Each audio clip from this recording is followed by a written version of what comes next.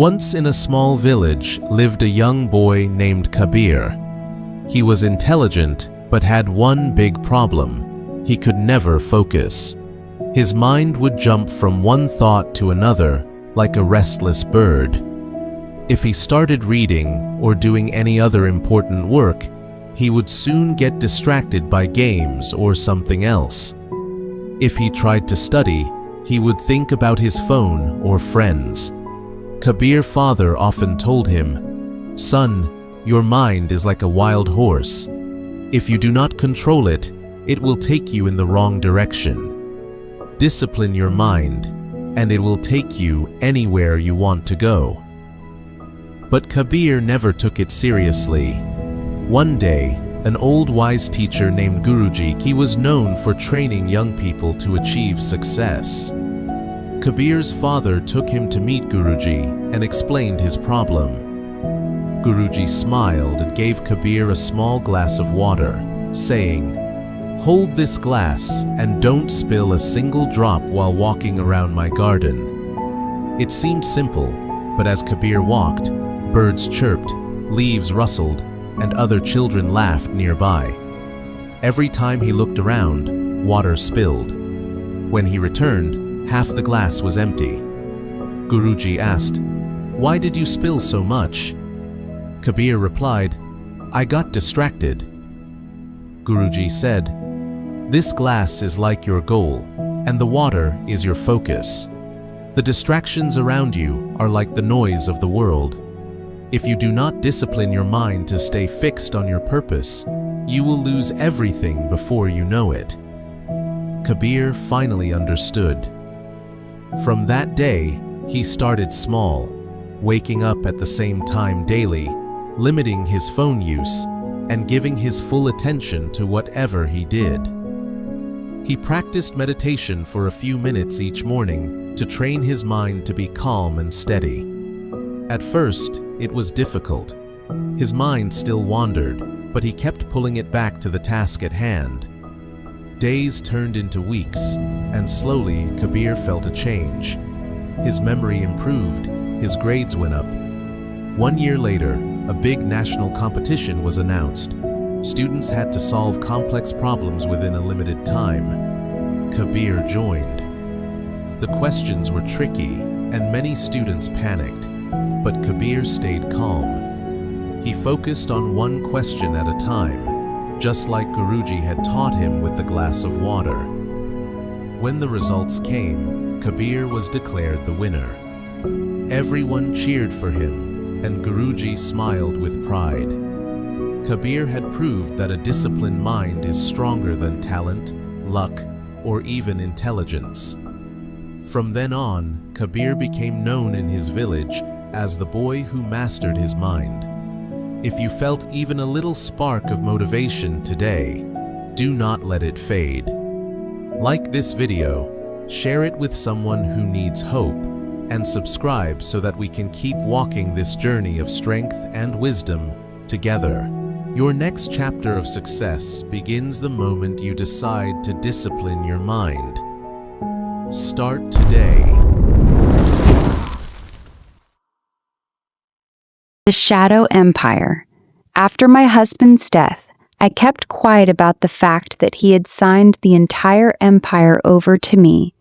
At the memorial service, my daughter smirked and said, "Mom, I'm the boss now. Your place is managing the staff cafeteria and cleaning the executive bathrooms if needed." She had no idea what surprise was waiting for her at the headquarters the very next morning. 40 days.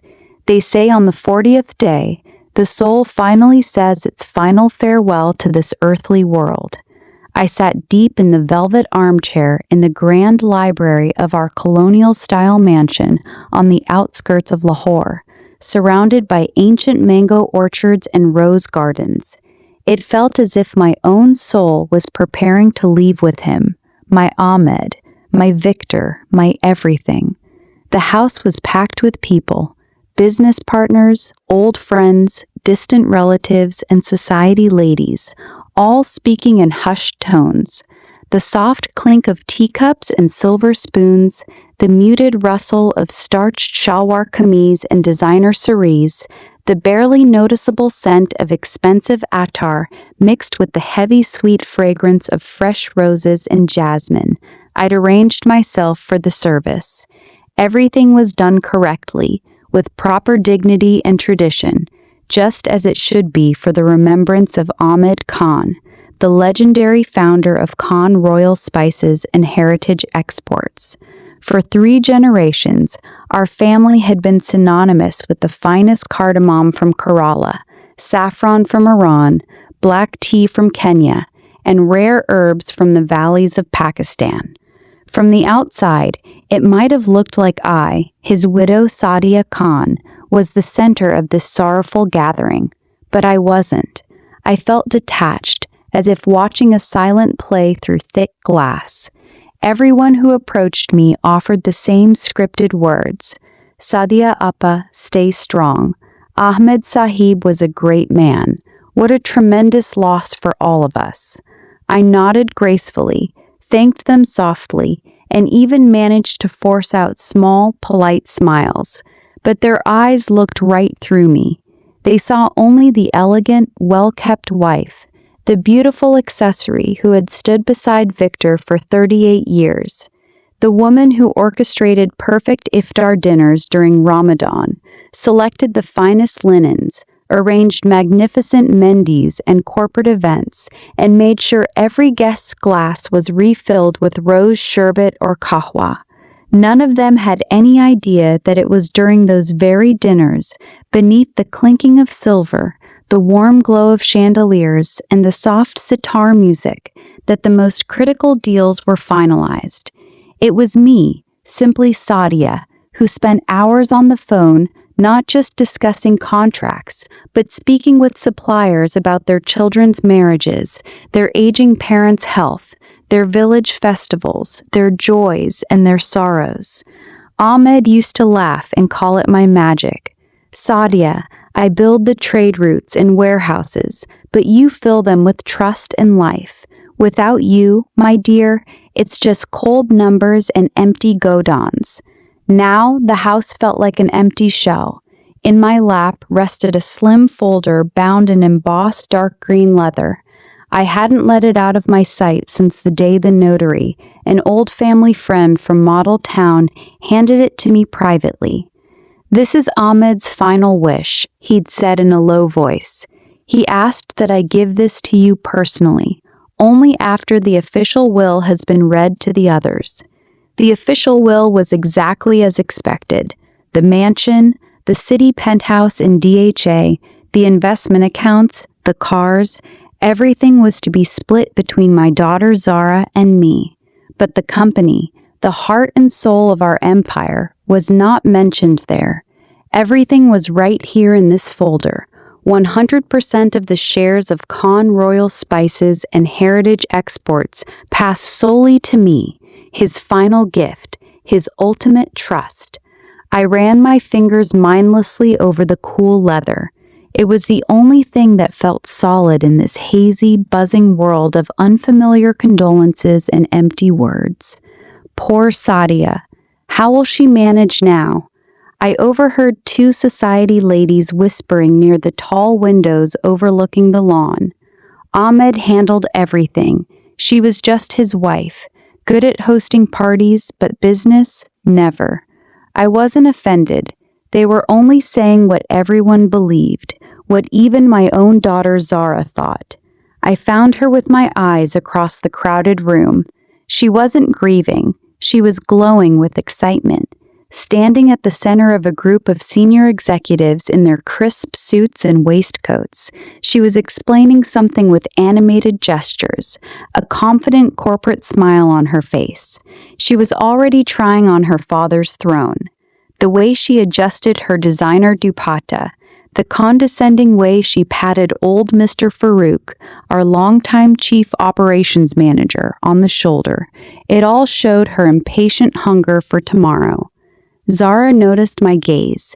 She excused herself from the group and walked toward me, with Mr. Farouk following like a shadow. "Mom," she said, stopping in front of me and blocking the soft golden light from the chandelier. Her voice, which once sounded so much like her father's, now had a sharp, metallic edge. "We need to talk." She didn't wait for my reply. She took my arm and led me toward the long buffet table I had personally overseen that morning, laden with Lucknowi kebabs, slow-cooked nihari, saffron-infused rice, delicate mithai, and imported chocolates that represented the pride of our company. "I've been thinking," she began, picking up a piece of saffron pistachio barfi and popping it into her mouth without appreciation. "Starting tomorrow, I officially take over. Dad's office is mine now. You'll need to clear out all his personal things, and your things too, from the mansion. I plan to redecorate it completely for corporate events and international clients. You understand, right? You won't be comfortable here anymore. The city penthouse is smaller, but it'll be enough for just you." She said it so casually, as if discussing weekend plans, not evicting me from the home where I had lived for 38 years, where every room held memories of her father, our laughter, our late-night planning sessions, our quiet moments on the veranda. I remained silent. A strange numbness spread through my chest. Zara smirked, mistaking my silence for acceptance. "And another thing," she added, wiping her fingers delicately on a napkin. "You'll have a good monthly allowance. Don't worry. But sitting idle at your age is not healthy. You need to stay engaged." She looked me up and down with open disdain. "Your place now. Well, you can start by managing the staff cafeteria at headquarters. Keep things clean and organized. Maybe help with the executive bathrooms if the staff is busy." The words were spoken quietly, almost sweetly, but they dripped with venom. In that instant, something inside me broke and reforged. The heavy grief didn't vanish, but it became covered in a thin layer of ice. The sounds of the gathering faded away. The world narrowed to my daughter's arrogant face and the leather folder in my lap. She hadn't just insulted her mother. On the day of her father's memorial, in the home he built with love, she had trampled on his memory. She had humiliated 38 years of partnership, sacrifice, and quiet strength upon which this entire empire was built. Instead of blood, icy clarity flowed through my veins. I slowly turned and walked away without a single word. I climbed the marble stairs to our master bedroom, closed the heavy door, and sat in silence until the last car left the driveway and the house fell quiet. Only then did I go down to Ahmed's study, the true heart of our home. Heavy oak bookshelves, Persian rugs, the massive desk where his favorite teacup still sat untouched. I sank into his leather chair, breathing in the faint scent of sandalwood and his favorite tobacco. How many nights had we sat here together, planning, dreaming, laughing? "Your place is managing the staff cafeteria." The phrase echoed, but it no longer brought pain. It brought cold determination. Zara saw the company as warehouses, trucks, and profit margins. She didn't understand that Ahmed had built a living family, a global network based on honor, loyalty, and human connection. I reached for my personal notebook, the thick, leather-bound journal that contained not business contacts, but personal numbers, birthdays, family stories, and memories. Ahmed used to call it my spider web. That night, I began calling. First, Mrs. Priya Sharma in Kerala. Her family had supplied our world-famous cardamom for over 35 years. We had cried together when her daughter got married and when her mother passed. She answered with warmth and tears. When I gently mentioned the coming changes under Zara, she said firmly, "Sadia Bahan, our relationship is not with a company. It is with you and Ahmed Sahib's legacy. We stand with honor." Then Mr. Reza Hassan in Iran, the guardian of our exclusive saffron fields. He had flown to our 25th anniversary with gifts from his village. His voice grew serious. Madam Sadia, reputation is not for sale. We will not negotiate with disrespect. Call after call to the tea estates in Kenya, the herb collectors in Swat Valley, the olive partners in Turkey, the vanilla masters in Madagascar. Each conversation was a thread strengthening the web. By the time dawn broke over the mango trees, I knew my web was unbreakable. The coup. I didn't sleep. I waited. I imagined every moment of Zara's first day at headquarters. She arrived at exactly 9 a.m. in her black Mercedes, stepping out with the confidence of a conqueror. The air was rich with the aroma of fresh spices, roasted cumin and cardamom, scents she barely noticed. To her, it was just money. She walked straight into her father's office, removed the large portrait of Ahmed that had hung there for 15 years, and propped it against the wall like trash. In its place, she hung her own large, glossy professional photo, cold, ambitious, predatory. Mr. Farouk entered nervously. "Congratulations, Zara Baji. Your father would be proud." "Spare the sentimentality, Farouk," she replied sharply. "Dad's methods are outdated. Personal relationships, tea parties, that's old thinking. This is the 21st century. Time to optimize." She sat in the big chair and issued her first command. "Prepare emails to all key suppliers. Demand an immediate 25% price reduction. No explanations, no courtesies. New leadership, new terms. Accept or we find new suppliers." Mr. Farouk hesitated but obeyed. What followed was chaos. By 11 a.m., the replies started coming in. Polite, firm, devastating.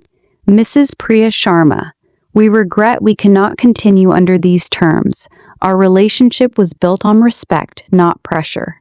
Mr. Reza Hassan, "We are ending our agreement effective immediately. Honor cannot be discounted." One by one, the pillars began to crumble. Key ingredients became unavailable. Long-term contracts dissolved. Major clients who had been personally assured by me began calling to express concern. Zara's phone started ringing nonstop. Her confidence turned to panic as the day progressed. At 4 p.m., she stormed back into the mansion, eyes blazing. "Mom, what did you do?" she shouted, throwing her phone on the table. I sat calmly in the library, the leather folder now open in front of me. I looked at her, the same way Ahmed once looked at difficult negotiations. "Zara," I said quietly, my voice steady for the first time in 40 days. "You thought power was in the chair, but power was in the relationships your father and I built for nearly 4 decades. You wanted to reduce me to cleaning bathrooms. Instead, you have shown everyone exactly who you are." I slid the folder across the table. "Read it." As she read the transfer documents, her face went pale. The war for the soul of her father's empire had begun on the day of his memorial, and I, the quiet widow everyone underestimated, was already many moves ahead. Over the following weeks, I rebuilt carefully. Some suppliers returned on my personal word. Others sent representatives to meet me directly. Zara was given a choice: learn humility and the true meaning of legacy, or step aside. She chose to learn, slowly. The shadow empire stood stronger than ever, not because of fear, but because of the invisible threads of respect, love, and honor that no spreadsheet could ever break. The end.